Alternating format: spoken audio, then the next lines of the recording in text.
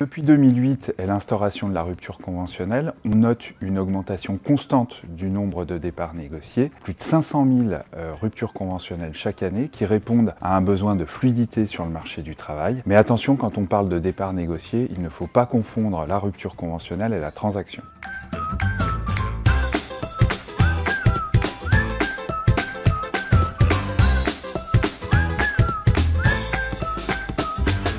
La rupture conventionnelle, c'est un mode de rupture du contrat de travail qui permet à un employeur et à un salarié de se séparer d'un commun accord après avoir défini deux éléments essentiels. D'une part, la date de rupture du contrat de travail et d'autre part, le montant de l'indemnité de départ, montant qui ne peut pas être inférieur à l'indemnité de licenciement. Et à la différence effectivement de la démission, l'intérêt de la rupture conventionnelle, c'est qu'elle permet aux salariés de bénéficier des indemnités chômage.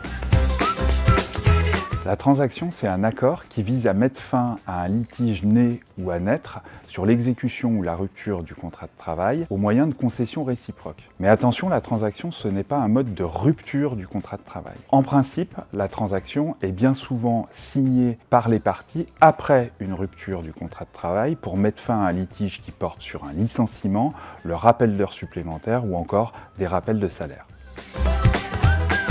En général, on utilise la rupture conventionnelle comme le moyen de mettre fin à une situation d'insatisfaction de l'une des parties au contrat de travail dans des conditions pacifiées. On peut aussi, mais c'est plus rare, en cours d'exécution du contrat de travail, signer une transaction pour mettre fin à un litige qui oppose les parties sur l'exécution du contrat de travail. Enfin, on peut combiner les deux dispositifs et signer une transaction après la rupture conventionnelle du contrat de travail.